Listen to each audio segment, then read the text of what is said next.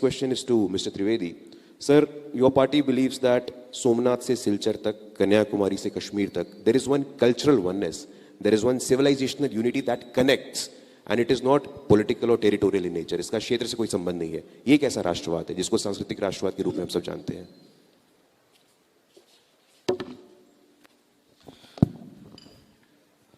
The subject of nationalism, and particularly when it comes to in context with India, we have to first try to understand what India is, then we will be able to understand what nationalism is. देखिए, भारत दुनिया का सबसे बड़ा लोकतंत्र है, ये एक factor है. If you look from Eastern Europe to Japan, we are the only sustainable, pure democracy in entire Eastern Hemisphere. ये दूसरा सत्य है. तीसरी बात यह है, if you look at the all great ancient civilizations of the world, Chinese civilization, Mesopotamian, Babylonian, Greece, Egypt, Inca, Maya, Aztec, Roman Empire, we are the only surviving civilization of the world. जो अल्लामा इकबाल ने कहा था ना कि यूनान, मिस्र, रोमा सब मिट गए जहां से, कुछ बात है कि हस्ती मिटती नहीं हमारी, सदियों रहा है दुश्मन दौरे जहां हमारा. वो कुछ बात समझने की जरूरत है. चौथा कैरेक्टरिस्टिक क्या है हमारे कंट्री का? We are the only major country in the entire world history which never went for invasion. और आखिरी कैरेक्टरिस्टिक हमारे नेशन की क्या है? If I ask you name a country in the world in which all the religions of earth are there, it is only India. Zoroastrians, Parsi अपनी जमीन से खत्म हो गए, बचे हैं तो सिर्फ भारत में. जब इजराइल बना तो ज्यूज ने अपनी हिस्ट्री लिखी और हर कंट्री में उनके ऊपर जो जो अत्याचार हुए उनको उन्होंने डॉक्यूमेंट किया. और सिर्फ इंडिया एक कंट्री था जहां के ज्यूज ने लिख के भेजा कि forget about persecution, we never faced any discrimination. और इससे भी ज्यादा मैं आपसे कहूं, ओल्डेस्ट चर्च कहां पे है? ठीक है, उसको लेकर एक डिबेट भी है, but it is believed that it is in Malabar coast of Kerala. In Kerala the roots of Christianity is more ancient than Europe. और अगर आपसे पूछें, मैं देखिए कोई बहुत बड़ा इस्लामिक मामलों का जानकार नहीं हूं, पर इस्लाम में 72 फिरके हैं. अगर आपसे पूछूं कि दुनिया का एक देश बताइए जहां 72 के 72 फिरके हों, तो कोई मुस्लिम देश नहीं है, वो भारत है. अब आपको समझना होगा वो कुछ बात क्या थी. यही एक कुछ बात है. देखिए, हमारा कॉन्सेप्ट नेशन का और आज का कॉन्सेप्ट नेशन में एक बेसिक डिफरेंस है. Today the concept of nation is a politico territorial nation. It is a part of land controlled by single political authority. हम कहते हैं geo cultural nation. It is certain set of cultural values which inspires and motivate for generation and generation. So in our concept, national or nation is a thought, it is inspiration. वो एक जीवंत चेतना है. इसीलिए हमारे यहां राष्ट्र को भारत माता कहा गया है, जमीन का टुकड़ा नहीं कहा गया है. अब जो आपने कहा गया हम किस ढंग से देश को जोड़ते हैं, कैसे हम जुड़ जाते हैं, मैं एक छोटा सा उदाहरण देता हूं.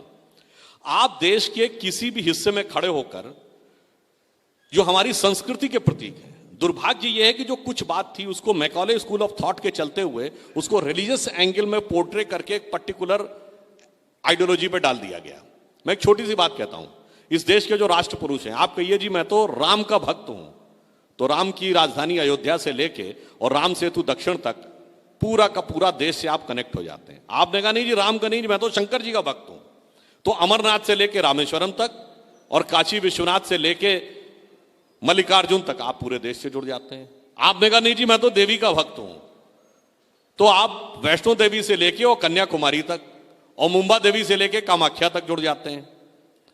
कोई भी हमारे यहां कथा सुन लीजिए, कहानी सुन लीजिए, देश के भिन्न भिन्न अंचलों से कनेक्शन. और इतना ही नहीं, उदाहरण देना चाहता हूं.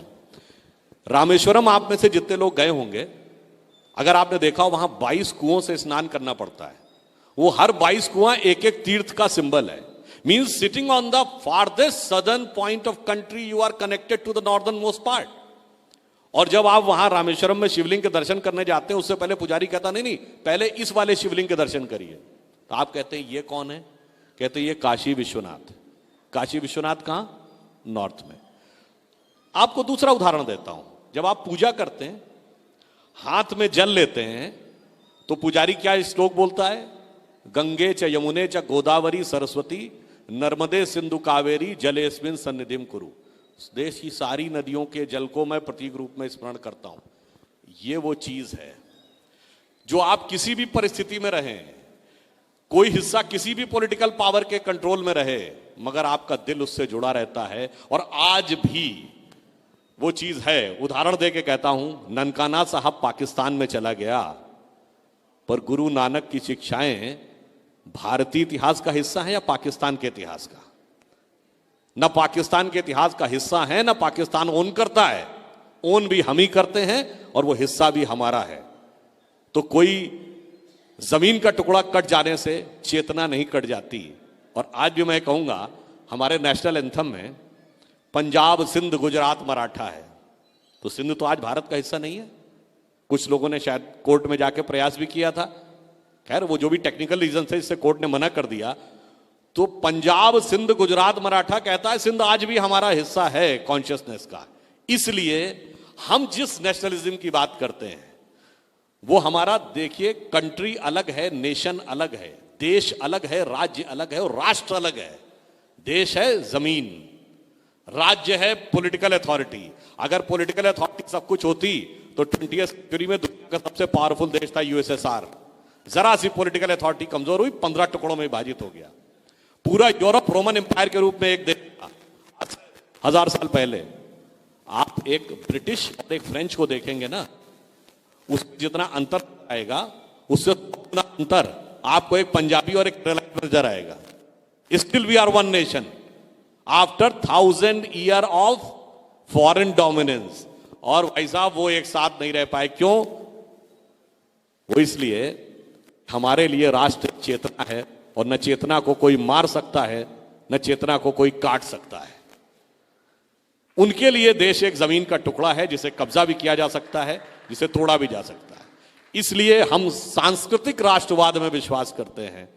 It is culture. और मैं ये भी कहूंगा, अगर आज के इस सारे प्रॉब्लम्स का सलूशन चाहिए तो वो सलूशन सिर्फ इंडिया से मिलेगा, क्योंकि हम दुनिया के इकलौते देश हैं जिसने कभी भी किसी के ऊपर कंट्रोल करने की भी कोशिश नहीं की साहब। और वो इंस्पिरेशन कहां से आता है? मैं उदाहरण देता हूं। भगवान राम ने लंका को कब्जा किया रावण को मारकर। क्या उसका एनेक्सेशन किया? नहीं। वहां कोई अपना डिप्यूटी बैठाया? नहीं। इनडायरेक्ट कंट्रोल किया? नहीं। वहीं के राज्य को कहा, हाँ जी साहब आप रखिए, कोई हमें चिंता की बात नहीं है। क्योंकि हमारा उद्देश्य क्या है? वैल्यूज को एस्टैब्लिश करना, ना कि कंट्री को अपने में मिलाना। दूसरा एक अंतिम एग्जाम्पल देता हूं। अमेरिका आज दुनिया में सबसे बड़ा ह्यूमन राइट्स का चैंपियन बनता है। कोलंबस जब वहां पे लैंड किए, जितने नेटिव्स थे अमेरिका के फिजिकली खत्म हो गए। आज कितने रेड इंडियन बचे हैं? They have physically eliminated all the natives. और ईस्ट में एक कंट्री है कंबोडिया। कंबोडिया का प्राचीन नाम है कंबुज। कंबुज इसलिए कि वहां कंबु ऋषि गए थे। कंबु ऋषि गए, उन्होंने उनको पूरा का पूरा उनको सिविलाइज किया। कहा आप वैसे ही रहिए, ना हमने आप पे कंट्रोल किया, ना मैंने आपको अपने में मिलाया, ना आपको एलिमिनेट किया। ये कंबु और कोलंबस का जो अंतर है ना, ये वेस्टर्न माइंडसेट के नेशनलिज्म और हमारे सांस्कृतिक राष्ट्रवाद का अंतर।